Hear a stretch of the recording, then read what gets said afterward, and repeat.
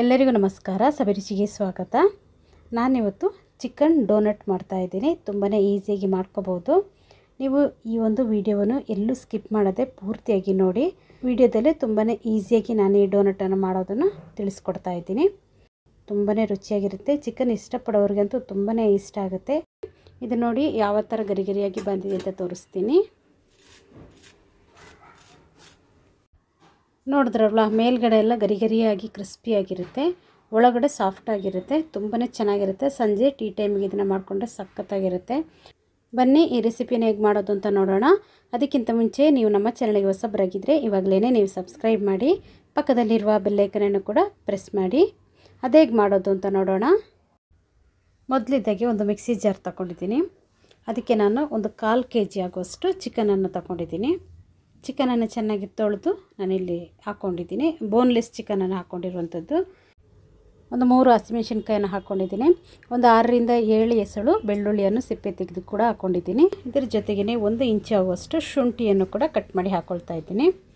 ಇವಾಗ ನಾನು ಇದರ ಜೊತೆಗೇ ಒಂದು 1/4 ಸ್ಪೂನ್ ಆಗುವಷ್ಟು ಅರಿಶಿಣ ಪುಡಿಯನ್ನು ಕೂಡ ಸೇರಿಸ್ಕೊಳ್ತಾ ಇದ್ದೀನಿ. ಇವಾಗ ನಾನು ಇದಕ್ಕೆ ಒಂದು ಸ್ವಲ್ಪ ಗರಂ ಮಸಾಲೆಯನ್ನು ಹಾಕ್ಕೊಂಡಿದ್ದೀನಿ. ಒಂದು 1/4 ಸ್ಪೂನ್ ಆಗುವಷ್ಟು ಪೆಪ್ಪರ್ ಪೌಡರನ್ನು ಹಾಕ್ಕೊಂಡಿದ್ದೀನಿ.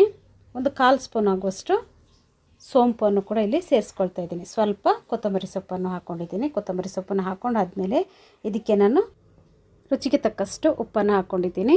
ಉಪ್ಪನ್ನು ಹಾಕ್ಕೊಂಡ್ಮೇಲೆ ಇಲ್ಲಿ ನಾನು 3 ಸ್ಲೈಸು ಬ್ರೆಡ್ಡನ್ನು ತಗೊಂಡಿದ್ದೀನಿ. ಅದನ್ನು ಪುಡಿ ಮಾಡಿ ಹಾಕ್ಕೊಳ್ಳೋಣ.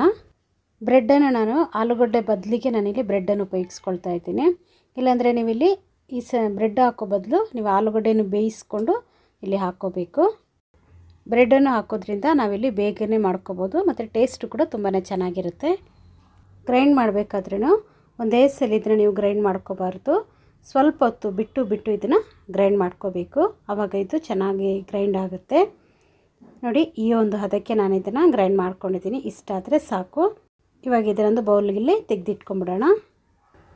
ಇವಾಗ ನಾನು ಒಂದು ಬೌಲ್ ತಗೊಂಡಿದ್ದೀನಿ. ಅದಕ್ಕೆ 1 ಮೊಟ್ಟೆಯನ್ನು ಒಡೆದು ಹಾಕ್ಕೊಳ್ತಾ ಇದ್ದೀನಿ. ಇದರ ಜೊತೆಗೇ ನಾನು ಒಂದು ಅರ್ಧ ಸ್ಪೂನ್ ಆಗುವಷ್ಟು ಪೆಪ್ಪರ್ ಪೌಡರನ್ನು ಹಾಕ್ಕೊಂಡಿದ್ದೀನಿ. ಹೀಗೆ ಇದ್ರ ಜೊತೆಗೇ ರುಚಿಗೆ ತಕ್ಕಷ್ಟು ಉಪ್ಪನ್ನು ಕೂಡ ಹಾಕ್ಕೊಳ್ತಿದ್ದೀನಿ. ಮೊಟ್ಟೆಗೆ ಎಷ್ಟು ಉಪ್ಪು ಬೇಕೋ ಅಷ್ಟನ್ನು ಹಾಕ್ಕೊಂಡ್ರೆ ಸಾಕಾಗುತ್ತೆ. ಹಾಕ್ಕೊಂಡಿದ್ದನ್ನು ಚೆನ್ನಾಗಿ ಇದನ್ನು ಬೀಟ್ ಮಾಡ್ಕೋಬೇಕು. ಈ ಮೊಟ್ಟೆ ಮತ್ತು ಪೆಪ್ಪರ್ ಎಲ್ಲ ಹಾಕ್ಕೊಂಡಿದ್ದೀನಿ. ಇದ್ರ ಚೆನ್ನಾಗಿ ಈ ಮೊಟ್ಟೆಯಲ್ಲಿ ಮಿಕ್ಸ್ ಆಗಬೇಕು. ಈ ಥರ ಮಾಡಿ ಇದನ್ನು ಪಕ್ಕದಲ್ಲಿ ಇಟ್ಕೊಂಡ್ಬಿಡೋಣ. ಚಿಕನ್ ಮಿಶ್ರಣವನ್ನು ಗ್ರೈಂಡ್ ಮಾಡಿ ಇಟ್ಕೊಂಡಿದ್ದೀನಲ್ಲ, ಅದಕ್ಕೇ ಒಂದು ಅರ್ಧ ಸ್ಪೂನ್ ಆಗುವಷ್ಟು ಚಿಲ್ಲಿ ಫ್ಲೇಕ್ಸನ್ನು ಹಾಕ್ಕೊಂಡಿದ್ದೀನಿ. ಅರ್ಧ ಸ್ಪೂನ್ ಆಗುವಷ್ಟು ಇಲ್ಲಿ ಒರಿಗಾನನ್ನು ಹಾಕ್ಕೊಂಡಿದ್ದೀನಿ. ಈ ಒರಿಗಾನನ್ನು ನೀವು ಹಾಕ್ಕೊಳ್ಳೇಬೇಕು ಈ ಸಮಯದಲ್ಲಿ, ಆವಾಗಲೇ ಇದು ಒಳ್ಳೆ ಟೇಸ್ಟ್ ಇರೋದು. ಇದನ್ನು ಹಾಕ್ಕೊಂಡ್ಮೇಲೆ ಕೈಯಲ್ಲಿ ಚೆನ್ನಾಗಿ ಇದು ಪೌಡರೆಲ್ಲ ಹಾಕ್ಕೊಂಡು ಅದನ್ನು ಕೈಯಲ್ಲಿ ಚೆನ್ನಾಗಿ ಮಿಕ್ಸ್ ಮಾಡ್ಕೋಬೇಕು. ಇದನ್ನು ನೀವು ಗ್ರೈಂಡ್ ಮಾಡುವಾಗಲೇ ಹಾಕ್ಲಿಕ್ಕೆ ಹೋಗ್ಬಿಡಿ. ಈ ಸಮಯದಲ್ಲಿ ನೀವು ಹಾಕ್ಕೊಂಡು ಅದನ್ನು ನೋಡಿ ಚೆನ್ನಾಗಿ ಕಲಿಸ್ಕೊಂಡಾದ್ಮೇಲೆ ಈ ಥರ ಉಂಡೆ ಮಾಡಿಕೊಂಡು ಅದನ್ನು ಚೆನ್ನಾಗಿ ಸ್ವಲ್ಪ ಕೈಗೆ ಎಣ್ಣೆಯನ್ನು ಹಾಕ್ಕೊಂಡು ರೌಂಡ್ ಮಾಡ್ಕೊಂಡಾದ್ಮೇಲೆ ಈ ಒಂದು ಶೇಪಲ್ಲಿ ಬರುತ್ತೆ ನೋಡಿ. ಇದು ಒಂದೇ ಥರ ಬರಬೇಕು. ಆಮೇಲೆ ಇದನ್ನು ಹೆಬ್ಬೆರಳಿನಿಂದ ಮಧ್ಯದಲ್ಲಿ ಈ ಥರ ಒಂದು ತೂತು ಮಾಡ್ಕೊಳ್ಳಿ. ಈ ಥರ ಮಾಡಿಕೊಂಡ್ರೆ ಆ ಒಂದು ಡೋನೆಟ್ ಇರುತ್ತೆ ನೋಡಿ, ಆ ಒಂದು ಶೇಪಲ್ಲಿ ಬಂತು ನೋಡಿ. ಇದೇ ಥರ ಬರಬೇಕಿದು. ಇದೇ ಥರ ನಾನು ಉಳಿದಿರುವಂಥ ಎಲ್ಲವನ್ನು ಮಾಡಿ ಇಟ್ಕೊಳ್ತೀನಿ. ನೋಡಿ, ಇಲ್ಲಿ ರೆಡಿ ಮಾಡಿ ಇಟ್ಕೊಂಡಿದ್ದೀನಿ. ಇವಾಗ ನಾವು ಮೊಟ್ಟೆ ಮಿಶ್ರಣವನ್ನು ಮಾಡಿ ಇಟ್ಕೊಂಡಿದ್ದೀವಲ್ಲ, ಅದಕ್ಕೆ ಈ ಡೋನೆಟನ್ನು ಅದ್ಕೊಳ್ಳೋಣ 2 ಸೈಡಲ್ಲಿ ಚೆನ್ನಾಗಿ. ಮೊಟ್ಟೆಯಲ್ಲಿ ನಾವು ಕರಿಬೇಕಾದ್ರೆ ಇದು ಎಲ್ಲೂ ಬಿಟ್ಕೋಬಾರ್ದಲ್ಲ, ಅದಕ್ಕೋಸ್ಕರ ಈ ಒಂದು ಕೋಟಿಂಗನ್ನು ನಾವು ಮಾಡ್ಕೋಬೇಕು. ಈ ಥರ ಚೆನ್ನಾಗಿ ಅದ್ಕೊಂಡು ಆದಮೇಲೆ ಇಲ್ಲಿ ನಾನು ಬ್ರೆಡ್ ಕ್ರಮ್ಸನ್ನು ಕೂಡ ರೆಡಿ ಮಾಡಿ ಇಟ್ಕೊಂಡಿದ್ದೀನಿ. ಈ ಬ್ರೆಡ್ ಕ್ರಮ್ಸಲ್ಲಿ ಇದನ್ನು ನೀಟಾಗಿ ಈ ಥರ ಹದ್ಕೋಬೇಕು. ಎಲ್ಲ ಕಡೆಯೂ ಬ್ರೆಡ್ ಕ್ರಮ್ಸ್ ಮೆತ್ಕೋಬೇಕು ನೋಡಿ. ಈ ಥರ ರೆಡಿ ಮಾಡಿ ಇಟ್ಕೊಳ್ಳೋಣ.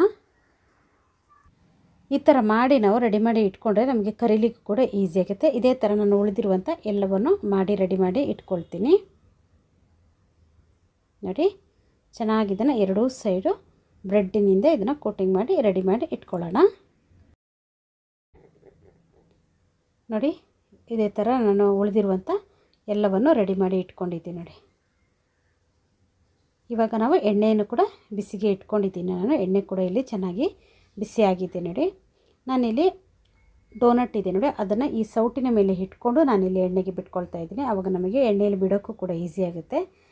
ಅದರಿಂದ ಈ ಥರ ಮಾಡ್ಕೊಳ್ಳಿ, ಆವಾಗ ನಿಮಗೆ ಈಸಿ ಆಗುತ್ತೆ ನೋಡಿ. ನಾನು ಇಲ್ಲಿ 2 ಫ್ರೈ ಮಾಡಿ ತಗೊಳ್ತಾ ಇದ್ದೀನಿ. ಉರಿಯನ್ನು ಮಾತ್ರ ದೊಡ್ಡದಾಗಿ ಇಟ್ಕೊಳ್ಳಿಕ್ಕೆ ಹೋಗ್ಬೇಡಿ. ಉರಿ ಎಣ್ಣೆ ಬಿಸಿಯಾಗಿರಲಿ, ಆಮೇಲೆ ಸಿಮ್ಮಲ್ಲಿ ಇಟ್ಕೊಂಡು ನೀವು ಸ್ವಲ್ಪ ಹೊತ್ತು ಫ್ರೈ ಮಾಡ್ಕೊಂಡು ಆಮೇಲೆ ಮಧ್ಯಮ ಉರಿಯಲ್ಲಿ ಇಟ್ಕೊಂಡು ನೀವು ಇದನ್ನು ಫ್ರೈ ಮಾಡ್ಕೊಳ್ಳಿ. ಸ್ವಲ್ಪ ನಿಧಾನವಾಗಿ ಇದು ಫ್ರೈ ಆಗಬೇಕು. ಒಳಗಡೆ ಎಲ್ಲ ಚಿಕನ್ ಇರುತ್ತಲ್ಲ, ಅದು ಚೆನ್ನಾಗಿ ಬೇಯಬೇಕಲ್ಲ, ಅದಕ್ಕೋಸ್ಕರ ಸ್ವಲ್ಪ ಕಡಿಮೆ ಉರಿಯಲ್ಲಿ ನೀವು ಇದನ್ನು ಫ್ರೈ ಮಾಡಿಕೊಂಡ್ರೆ ಸಾಕಾಗುತ್ತೆ. ಮತ್ತು ಕಲರ್ ಕೂಡ ಇದ್ರದ್ದು ಚೇಂಜ್ ಆಗಬೇಕು. ನೀವು ಉರಿ ದೊಡ್ಡದಾಗಿಟ್ಟರೆ ಮೇಲ್ಗಡೆ ಎಲ್ಲ ಸಿದೋಗ್ಬಿಡುತ್ತೆ, ಒಳಗಡೆ ಬೆಂದಿರಲ್ಲ. ಅದಕ್ಕೋಸ್ಕರ ಉರಿಯನ್ನು ಕಡಿಮೆ ಉರಿಯಲ್ಲಿ ಇಟ್ಕೊಂಡು ಇದನ್ನು ಫ್ರೈ ಮಾಡ್ಕೋಬೇಕು. ನೋಡಿ, ಇದೇ ಥರ ನಾನು ಉಳಿದಿರುವಂಥ ಡೊನೇಟನ್ನು ಫ್ರೈ ಮಾಡಿ ತಗೊಳ್ತೀನಿ. ತುಂಬಾ ಈಸಿಯಾಗಿ ಮಾಡ್ಕೋಬೋದು. ಇವಾಗ ನೋಡಿ, ನಾನು 2ನೇ ಟ್ರಿಪ್ಪು ಕೂಡ ಹಾಕ್ಕೊಳ್ತಾ ಇದ್ದೀನಿ. 2ನೇ ಟ್ರಿಪ್ಪಿಗೂ ನಾನು ಮಾಡಿರುವಂಥ ಒಂದು 2 ಆಗಿದೆ, ಇನ್ನೊಂದು ಚಿಕ್ಕದಾಗಿದೆ, ಅದನ್ನು ಕೂಡ ಇಲ್ಲಿ ಸೇರಿಸ್ಕೊಂಡು ಚೆನ್ನಾಗಿ ಫ್ರೈ ಮಾಡ್ಕೊಳ್ತಾ ಇದ್ದೀನಿ. ನೀವು ಕೂಡ ಇದನ್ನೊಮ್ಮೆ ಟ್ರೈ ಮಾಡಿ. ಚಿಕನ್ ಇಷ್ಟಪಡೋರಿಗಂತೂ ತುಂಬಾ ಇಷ್ಟ ಆಗುತ್ತೆ. ಈ ವಿಡಿಯೋ ನಿಮಗೆ ಇಷ್ಟ ಆಯಿತು ಅಂದರೆ ಲೈಕ್ ಮಾಡಿ, ಶೇರ್ ಮಾಡಿ, ಸಬ್ಸ್ಕ್ರೈಬ್ ಮಾಡಿ. ವಿಡಿಯೋ ನೋಡೋದಕ್ಕಾಗಿ ಧನ್ಯವಾದಗಳು. ನಾನು ಸಬಿ.